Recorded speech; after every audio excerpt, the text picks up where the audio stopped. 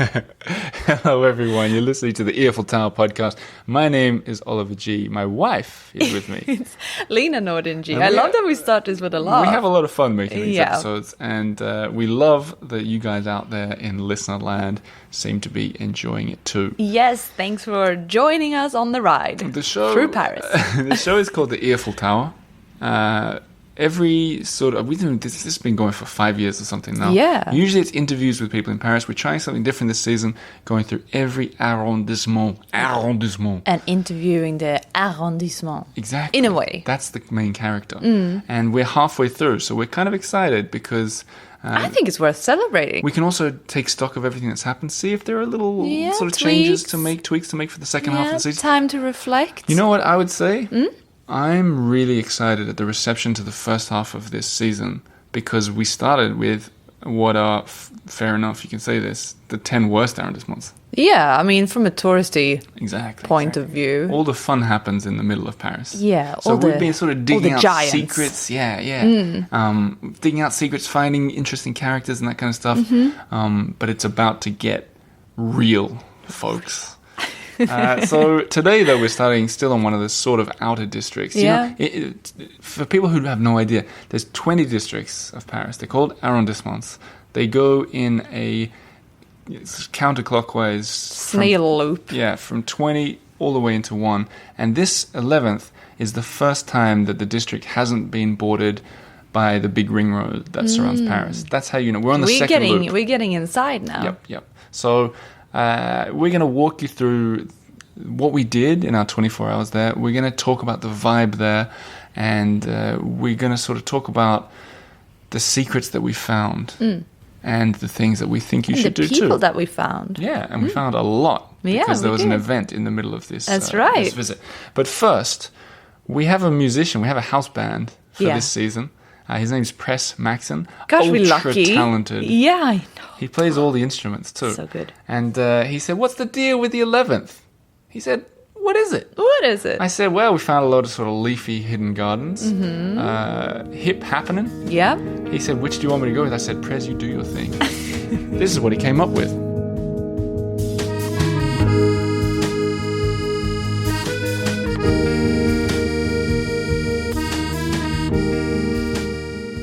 That was a song called Jardin Perdu. Lost Garden. The lost or hidden. Hidden. Yeah. Or lost. Sure. Yeah. No, you're right. Yeah. Otherwise it'd be caché. Yeah, but you know what else? Like French toast in French is called pain perdu. I know. It's not lost bread, is it? Yeah. Is it? It's not hidden bread. Where's lost? Where have you been hiding your bread? Hey, look. Press sent in a message. He said, "As you can hear, I modernized it a bit, trying to give my arrangement a little more mystery," and we definitely heard that. But he also added, and you're going to like this as a piano student. Oh, aficionado. Are you still a Thank piano you. student, or was that just... Once a piano student, always a piano student. Well, Press added, another anecdote I have is that he featured an A-flat minor 11th chord in honor of the 11th arrondissement. Nerdy stuff. Yeah, obviously. Obviously. Yeah. You heard it.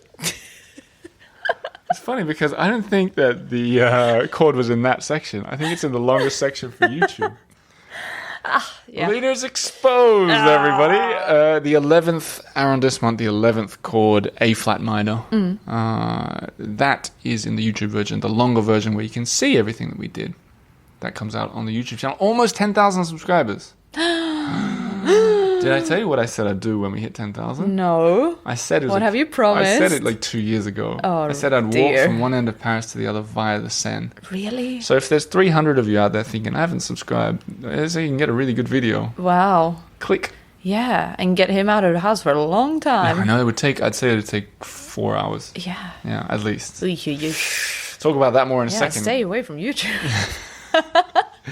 The 11th arrondissement. Let's give it a little sort of summary first, with the background knowledge that you and I lived there for a year. We did. Rue La a few years Fontaine ago. au Roi, the King's Fountain. That's right, number 60. Yeah, and that reminds me, speaking of YouTube, there's a little Easter egg that I'll reveal for the podcast listeners. Oh, yeah, you might see it. During the YouTube video, I walked past our old house and I sort of just glanced up at it. And Wistfully. Yeah, there was a bit of wistfulness. There was a whist. And I walked on. I didn't explain it. It's just there. Yeah. I think there was another little wistful look hidden in that YouTube video. Oh, yeah, See if you can figure it out. You have to be a fan of the show to figure it out. I think the 11th, when we stayed there, I would have said it was young and fun and happening and perfect for where we were in our life. Yep. Do you think it's changed as a district and also for you as a visitor this time? I can't say that I feel like it's changed as a district because I really think it has the same sort of personality. But I think we have changed where we are at in our lives. So at that time, we were both kind of struggling. You know, we didn't have much of an income and nothing to play around with. We were struggling. That was when I started the Earful Tower. Yeah, I know. It was like I looked up pretty dire. I looked up my first monthly payout from Patreon, and it was. And you didn't start Patreon straight away either. No, I know. Take that into account. So. I think it was $140 for the month. And I remember being like, "Ooh, maybe I shouldn't be doing this." Yeah. Luckily, it's grown a lot since then. Thank you, members, and we're going to talk a bit more about the event that we did for members in the 11th. But it seemed when we were there that we couldn't afford anything. Exactly. So we didn't really. So we mostly, there are a few like, dare I say, dive bars, because that's rude to these bars, but they're definitely divey. I think some bars would even agree with you. Yeah, they're divey. Divey as they come. So we went there a few times, or we just had people around more. Yeah, that's true. Or just hung out by the canal, like literally sitting outside having picnics, which is really nice. Although most of the canal is in the 10th, so we're forbidden from talking about it until the next episode. But I want to put you on the spot, bring it back to today, and now we've spent 24 hours there. Yeah. If there's someone listening who's over the age of 35, would you suggest that they visit the 11th arrondissement? Yeah. Yeah, I would. But, I mean, would you? Would you not? Tell me your reasoning. I'd say visit it, but don't spend all your time there. Yeah. If you're coming for the hits of Paris, you'll be disappointed. If you're coming for a bit of raw energy and cool restaurants, bars, it's definitely like a young. It's kind of the Berlin. I was going to say Berlin. If Paris was, you know, the funny thing is, I've never been to Berlin. Oh, shame on you for making that comparison. But okay, from what I understand, maybe if Paris is Europe, the 11th is Berlin. I like that. Maybe. I like that a lot. Yeah. I would. That's how I would say. I would go a step further and even say though I haven't been there. I'd say Lisbon is the new Berlin of Europe. Oh my God, you are hip and happening. Listen to you. I think it is. Meaning that the 11th is Lisbon. The 11th is Lisbon. Yeah. I think Berlin is the 10th. Anyway, what we did in this arrondissement, it was a bit different. We had a babysitter for the whole 24 hours, thanks to my parents. Yeah. And that meant we could use the scooter. And the hotel we stayed at was in the very far corner of the district. Now, it's not that big of a district, but it's very long and thin. Yeah. And we stayed on one end and did a lot of stuff on the other end. So it seemed felt huge. massive. But it's not really that huge. No. But if you do the same as us and you stay in the same hotel, you'll find that you're walking a lot if you want to stay in the district. The hotel. I mean, I can't really recommend staying there. Because in the hotel? Yeah, well, I mean, it's nice enough, and it was fun and gimmicky and like eco-friendly and all that. But the area is nothing around. You're really far from everything, even like the fun, cool bits in the 11th. Even on Rue de Charonne, where it is, the hotel is called Eden Lodge, and it was appealing because it felt to me that it was a bit like the vibe of the neighborhood. Yeah, sort of like eco-friendly, like sustainable. Yeah, like it represented the area, and I like that, but. Like Lena said, it was really nice, but there's no reason to stay there. No. Unless you unless you happen to work next door or something. I don't know. Or visit a friend. This also, it gave us pause for thought. We said that we're halfway through the season. Especially this hotel, it seemed good on paper.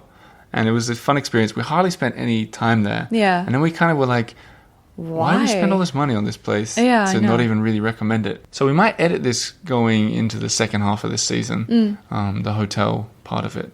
But just as I want to make it clear, everything we've done with this, we've been paying for, which is why we don't mind giving an honest review. So a main character of the 11th arrondissement, person-wise, is Guy Griffin. Yeah. Guy Griffin, who runs the Cafe Mericourt, who ran the Cafe Oberkampf that was around the corner, but it's since closed down. He is a friend of the show. Yeah, and a friend of ours. Yeah, like when we lived in the area, we visited his coffee shop a lot. He's always been so supportive of the Earful Tower, and I interviewed him for this episode. But before we hear from him, here's an example of how he's always been there for the Earful. When I said, because we knew we'd be in the 11th without the baby, and we're like, let's do an event. And so I put a listener event. Yeah, so I thought, let's put out an invite to all the Patreon members. And I said, here's the date, here's the time, how many of you are interested so I know where we can go? And I'm thinking like 2 or 3 people are going to contact to say that they're in town. You know, a lot of the Patreon members are around the world. Yeah, of course. And within 24 hours, we got 25 RSVPs. And it was like... I was like, last minute, how do you get a restaurant or a table or whatever you had to privatize for a couple of hours in the 11th arrondissement? And I messaged Guy, and I said, Guy, what do you think I should do? And he said, take the keys to the cafe, have it here, after hours. What a guy. He didn't say... What a guy. He didn't say mi casa, su casa, but he meant it. Oh, yeah. He's cool. I don't know if he's Spanish phrase cool.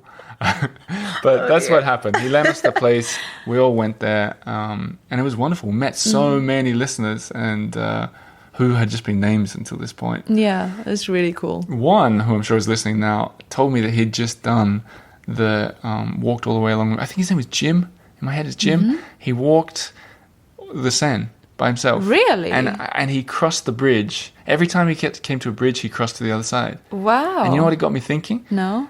That means there's 4 ways to walk the Seine. If you start on the left bank at the east side of Paris. Wait, there's so many bridges though. Yeah. So imagine if you start south side.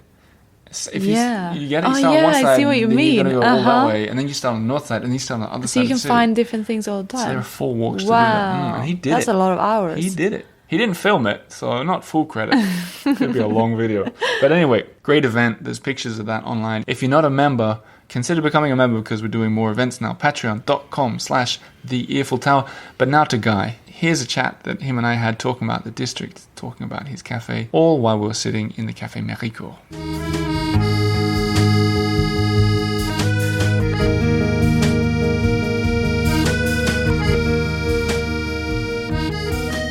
Guy, how are you? Ollie, I'm good. We're back so far now in Eiffel Tower years. Which, like the first time was the walk? No, it wasn't the first time, was it? When did this open exactly? So 5 years ago, I got the keys. I think it would literally be like 5 years ago that I picked up the keys. Because Eiffel Tower just had its 5-year anniversary recently, which means yours must be. So how long were the walk shows? Yeah, the walk shows. That was like the first one. Yeah, it was the first. Yeah. It was the first walk show. That feels like it's crazy. Anyway, there'll be some people listening who watched that, which is crazy to me too. So to you guys, I salute you. I do have people come in that are saying like, I heard you on the podcast. Really? Or, yeah. Really? Yeah. They do come in and have a bit of a shout out. Well, it'll probably happen more after this because this episode is going to be big. Yeah, and you had like only 10,000 followers the first time around, and now it's like 100 million thousand. I'll give you €5 for that later. I want to talk before anything. Let's talk about the 11th arrondissement. And you've been running cafes here for years now. You've seen it change, I can imagine. A little bit. Yeah. So I mean, Cafe Mericourt was the first place, and that's not that far off. So I did see the street change, and when I moved in, there was already a bit of activity and like a couple of restaurants that had been here for a while and are quite well known and stuff like that. But no, there's nothing like what's happened now. And I can't say I was there. I was sort of there when there was some sort of like sparkle of the stuff already happening. So a lot of us opened around the same time. But now it's amazing. Like there are just so many boutiques, and a diversity of projects. It's pretty crazy. But why do you think? Because I don't know. Like we're exploring the districts. I haven't seen anything like this yet. So from 11 through to 20, I haven't seen anything like. There's this energy here that I haven't seen elsewhere. Why here? This is a very weird pocket, like in between Boulevard Richard Lenoir and Avenue Parmentier. So this is like the Oberkampf area, but it's low Oberkampf because when you go higher up, it's a lot of like student bars and kebab shops and stuff like that. You mean further towards like the 20th minute? Yeah, exactly. Yep, so that part is more night time, and this is a very like, it's really like a neighborhood, like a village. Like everyone knows each other. There's hardly any bad blood. All the restaurateurs are friends. There's no competition, stuff like that, and there's just like everything here. Like literally never leave this area. I think we've talked about this before, but I just I needed to go buy books, and literally like just now 100 meters away there's a great bookstore. I buy all my clothes. I literally buy all my clothes apart from underwear. Just like 100 meters away at Outland. Or like not just because they're neighbors and I like helping the community, but also there's just like amazing shops. You know, everyone and everywhere says that everything is a village in Paris. Okay. Oh, really? But there definitely is that vibe here. I remember when we bumped into each other in the 16th or the 8th recently. Remember when you were cycling? You were floundering. You were like, where am I? So out of my comfort zone. That wasn't a village around there, to be fair. Like where there's big tourist attractions and stuff. It's not the same. No, vibe. but I can understand the whole village community thing. Like, seeing as there's each time like 6, 7, 8 stories in a building. That creates already like a vertical village where you know all your neighbors and things like that. So you do get that verticality that you have in Paris, where even really tiny pockets feels like a village. But here it's a village in the sense that we have the post office, the church, the bar tabac. Everything is in a 500 meter radius, and so it feels like a village in that you don't have to leave the area. Whereas like places in the west of Paris, where you're going to struggle to find a supermarket, or the 16th arrondissement is very different feeling. But this street that you're on, Rue de Folie Mericourt, just walking down here now, as the bar's starting to open and as the restaurants are starting to open, what a vibe this has. It's crazy. The major axe is Rue Oberkampf, so that's like, I would say 300-400 meters away from here. And so when we moved in first, we were the furthest away, furthest place away from that street. And so people wouldn't really walk up this way, and we would open in the evenings, and the evenings would be dead because no one would venture this way. Now there's a park. We're like in the middle of Rue Oberkampf and a park, and so there's this aggregation between the two spots. And so you just have like people passing. There are lots of schools and creches, so you've got all these families, and just like having so many children creates sort of like an energy as well. Right. And in between the two places, like every few hundred meters, every 10 meters, there's a different. There's a really good hairdresser, and I was saying the clothes shop, one of the best florists. Florists? Yeah, sure. One of the best florists. Florists. Thank you. One of the best florists in Paris. Désiré, and then you got the great soap shop, Le Baigneur, who does all these like cosmetics as well for men, and so you've got all this massive energy. I feel like because we moved out of here, Lena and I, like 3-4 years ago. I feel like we missed out now. It feels like it's gotten even cooler. I don't know if it's cooler because yes and no. I suppose it is cool. Like the Chambre Noire have just opened a wine shop here, and then you can't really get much cooler than Chambre Noire. And then you have Fermentation Générale doing like their natural fermented. Was he say fermented? Yeah, bread. Yeah, the most amazing breads. These are all things to check out. This sounds a bit hipster to me. It's the limit of hipster in the. There are a lot of rolled up jeans and single speed bikes, but it's not. It's not like beard and fixie bikes. So, do you know? It's like it's a bit older than the hipster. Do you know? It's like we've been there, done that. We're not hipsters anymore. But it is a young vibe here too, compared to a lot like the 7th or the 16th or whatever. The vibe is young. People are young. So the places are run by young people, but the actual clientele is really mixed. So that's what's really intriguing. Like, so our clientele, whereas Oberkampf was maybe like 90% under 30. Now I have the clients that come in at midday, like regulars that come in 2-3 times a week, who are over 50. That's funny because I remember you talking to me on one of the podcasts years ago. I think the title of that podcast was something about hipsters, right? Yeah. And you were saying that a lot of older people would pop in and be like, how much is a coffee? Oh no, that's not what I usually pay for a coffee. Totally so that's shifted. Changing in Paris. Totally. Like like Salvatore here does the most amazing lunch formulas, and so I have clients that come in who they don't snigger anymore, but they're sort of like, oh god, here are tourists eating pancakes at 2 PM still with the fruit and stuff like that. Whereas before they would actually snigger and be surprised and maybe a bit condescending as well. Now they would come in for the dish of the day and they just love it, and they love the vibe and they love the energy, and so it's really balanced out. Like I still have that young clientele who are looking for the specialty coffee and stuff like that, who are traveling. And but then we have families, we have a bit of everything, and so that's where I find that the business owners have been clever, is that they've been able to offer something new without excluding all generations, whereas it's sort of, that's what happened with the hipster movement at the beginning, like all these cool cocktail bars. Someone that wasn't part of that movement or that crowd or whatever would feel uncomfortable going into these places, whereas now everyone's buying the bread from over there just because it's delicious, not because it's cool, it's because it's delicious. I've got to, I know I said we'd be quick and I'm taking up more of your time, I promise. But I got a hard question that I want you to answer quickly, which makes it hard, and then an easy question that you can answer your chosen land. The hard one to answer quickly is there a risk that the old Paris that everyone loves is disappearing forever with all these new places? No. And people, is that a worry? No. So if I can just talk in a personal sense, my next business, I want it to be a bistro. And because, for two reasons. Financial reasons is that the actual business model that has never gone out of fashion and has always been stable is the bistro. Yeah.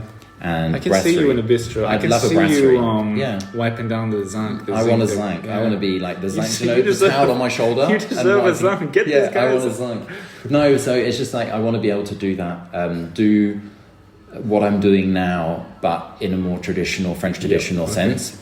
Cool. Because the whole international vibe, I think, is sort of, it's been done and it's not really renewing itself all that well. We've sort of all been doing the same thing and copying each other's stuff. Comeback, you'll lead the comeback of the. No, I don't think so. Other people are doing it, but I don't think. It won't be. It will never be the same. Right. Like, you'll never have the rude waiter blowing smoke into your face, like smoking a cigarette, blowing smoke into your face, or the really disgusting croque monsieur. That's going to die out. Good. Change is good and bad croque monsieur is bad. But anyway, the last question is quite easy, that everyone's probably been wondering since we started, is where do you go to get your underwear? Actually, I change a lot, but because I'm quite mono product, and so if I buy something, I'm going to buy like 10 pairs that will last me until they die out, and then I buy it from another. So it's an Australian brand actually. It's called Booty, and it's these organic cotton. So there you go. I wonder if anyone else out there in listener land was also wondering. We've had this conversation with some of my clients where we've it's a bit weird. What about your underwear? With what's his name? What's his name? the book guy. Oh, right. Yeah. Okay. I want to finish on this. Thank you so much for letting us have the enormous rave party that we're going to have tonight. And also thanks for all your support of the Earful Tower over the years. I mean, it's my pleasure. I love what you're doing. Thanks. And it's actually, honestly, and this is not it's actually amazing to see the progression. For everyone at home, he just did an exponential airplane going up into the air. Airplane taking off. No, you work really hard for all this, and it's pretty impressive.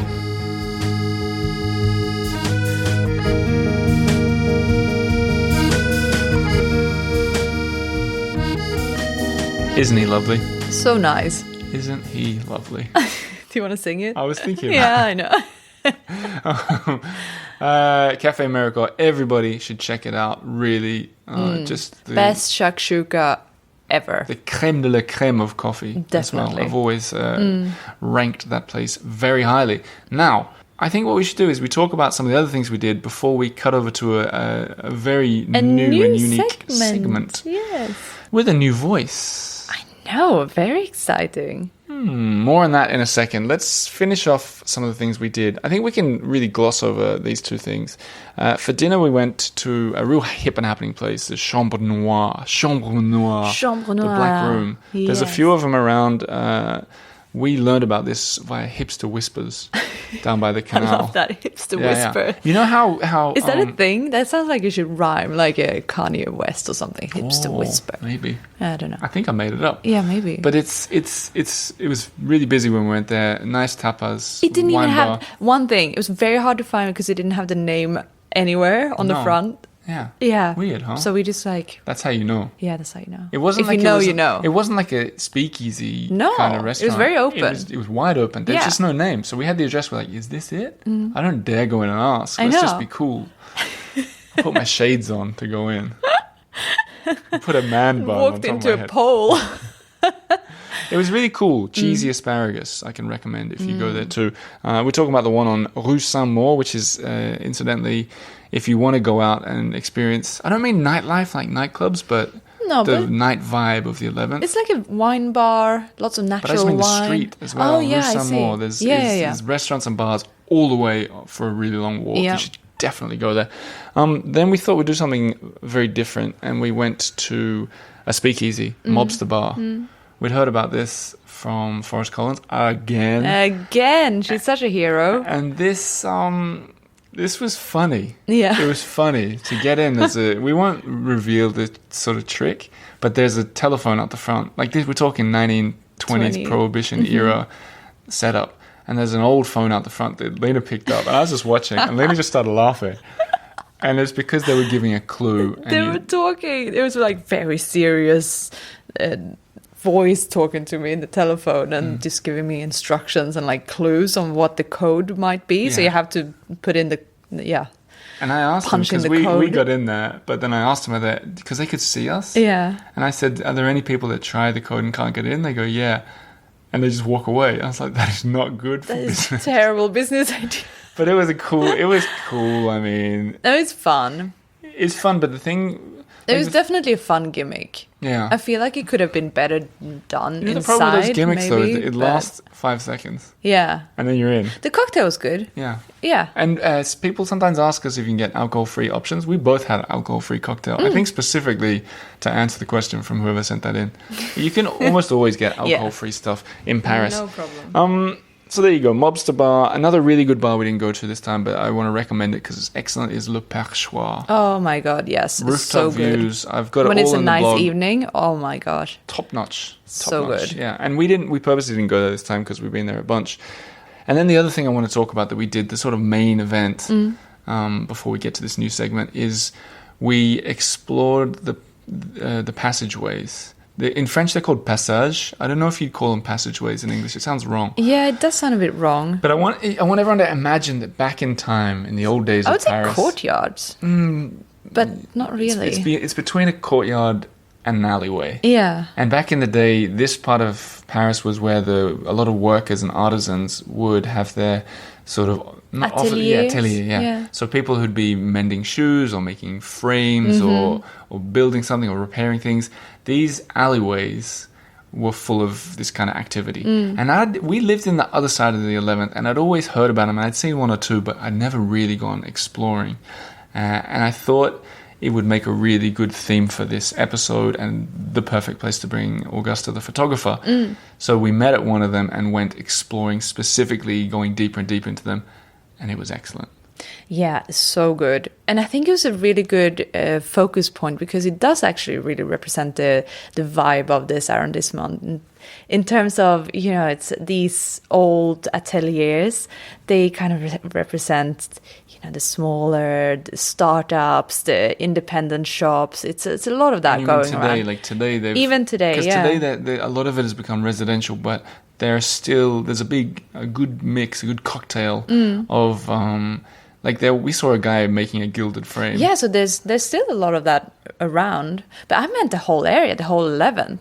Okay. Yeah. Because I thought you meant in some of those. Well, that too. In some of those passageways, there were like people working on brand new laptops. It looks like they were doing startups and stuff like that. But in terms of finding it yourself, we're going to do a whole blog post, which we always do when we've got the photographer, because we get 50 pictures that are worth sharing. You want to start at like the Bastille and then move into the district. Dig deeper. And anytime you see a sort of open, like they're open to the public, but you see an open archway, and it might look like it only goes 10 steps in, but sometimes we found you turn a corner and it opens branch off like as well. an ant's nest. Yeah. Is that what they call it? Ant's nest? Anthill. Anthill? Yeah. And some of it was just like glorious, like wisteria trees, like. It felt magical.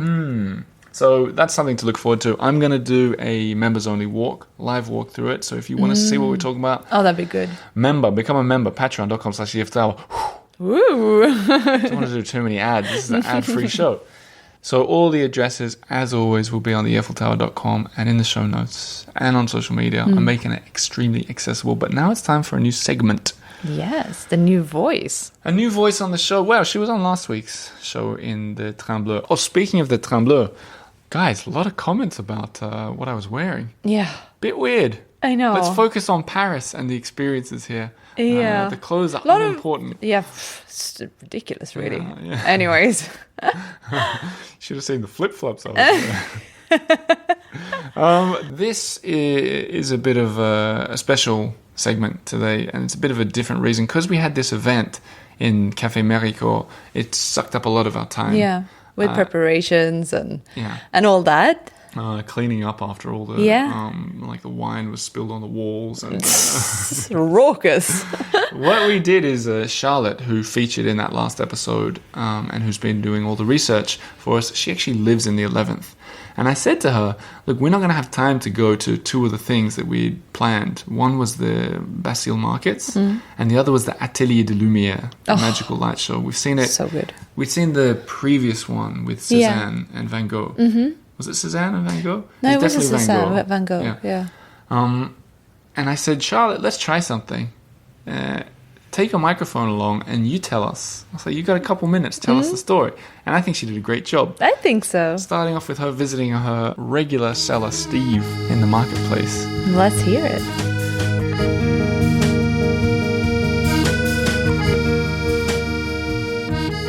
Hello!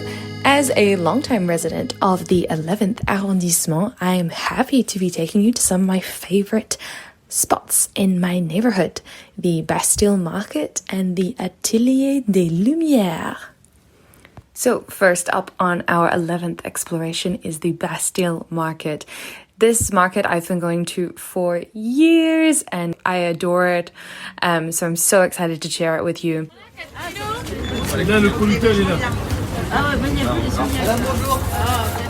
The Marché Bastille is located on Richard Lenoir, which is a really long boulevard and a really wide one as well.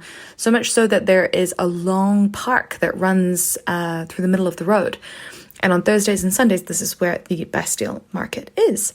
And at the market, you can get everything from fruit and veg from near and far, organic, maybe not so organic, cheese, wine, butter, eggs, spices, olives. And I've been going for so many years that I've found particular sellers that I really love.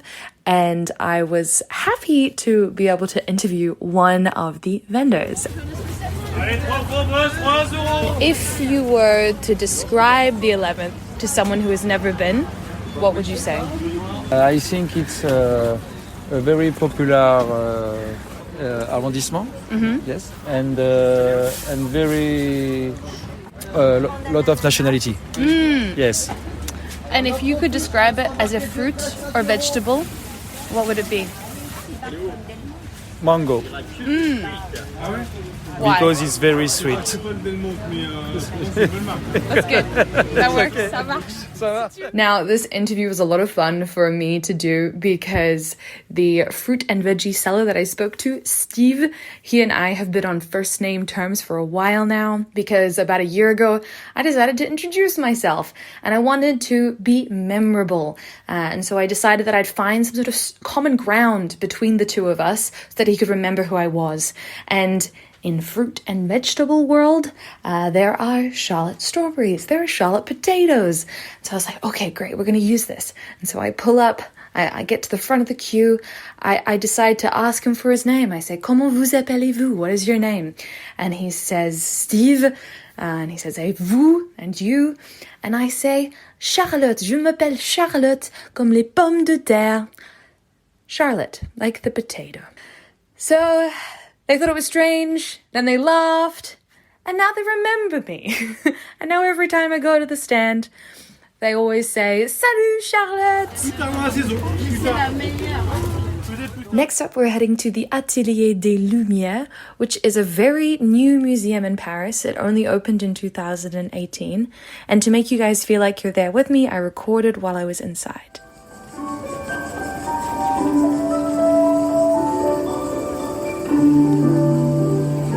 So I'm here at the Atelier de Lumière, and today they're projecting Cézanne and Kandinsky. and it's been absolutely charming. It's such a kind of industrial space where you have these projections on the wall all around, and also in all of these different nooks and crannies there's sort of a pool of water the images are projected onto, a mirror room where you get a whole different perspective on the artwork, and then also a central room that shows you the art that's actually being projected.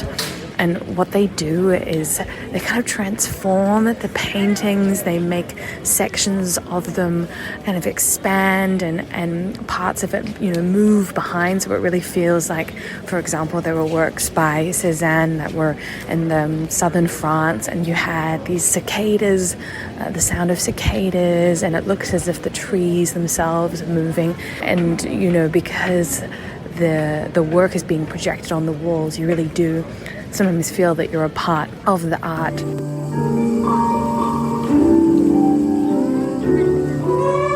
And there you go. Charlotte's segment. If she gets more of them, maybe we'll give it a name. But for now, that was her sharing her arrondissement. Charlotte Pleasance, thanks for that. Lena, I think it's time we share our scores for this district. I'm intrigued to see where you went with this. I'm intrigued to see where you went, because... As always, folks, we're just looking at our scores that we've pre-written here. We've got a methodology, 5 scores each, adds up to a score out of 100. Are you ready?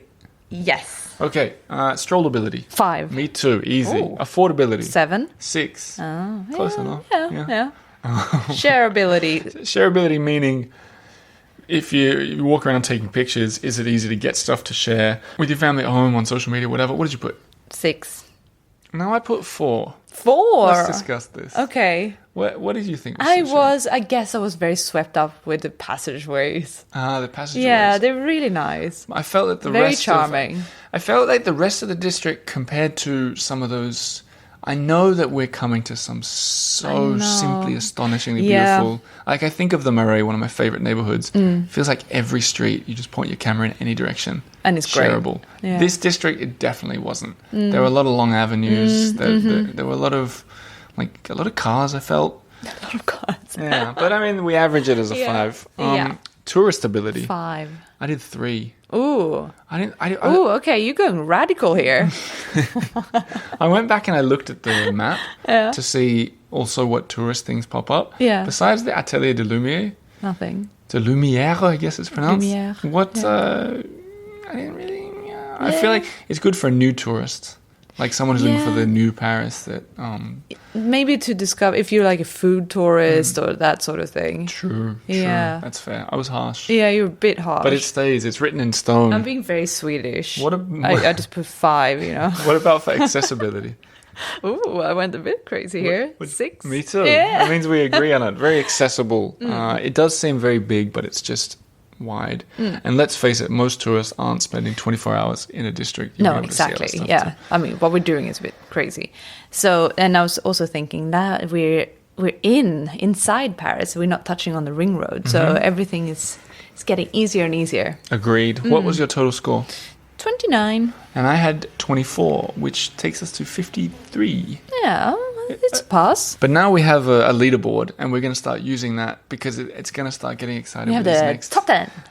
Top 10. Top 10. And we're going to be going... I know the scores are going to start getting higher. 53 might seem like a pretty low score, but it's a pass. It's a pass. It's a pass. So that'll do for the 11th arrondissement. Next week, it'll be the 10th. If you're enjoying this work, as I said before, patreon.com/the Earful Tower. That is literally how all this happens. That's how we've got an editor, a photographer. That's how we do this as our full-time job. And that's how the show gets better. How it grows. Yeah, so you can sign up. I recommend you sign up for $10 a month. And that all gets pumped straight back into the show. And you'll be able to see the video that I'm doing later on in this week in these same passages that we've been talked about. Thanks to everyone who made this episode happen. If you're looking for a little bit more information, a little bit more from the rest of what we've seen, theearfultower.com. Let's end this with a little bit more of that outro music from Pressmax. Yes, please.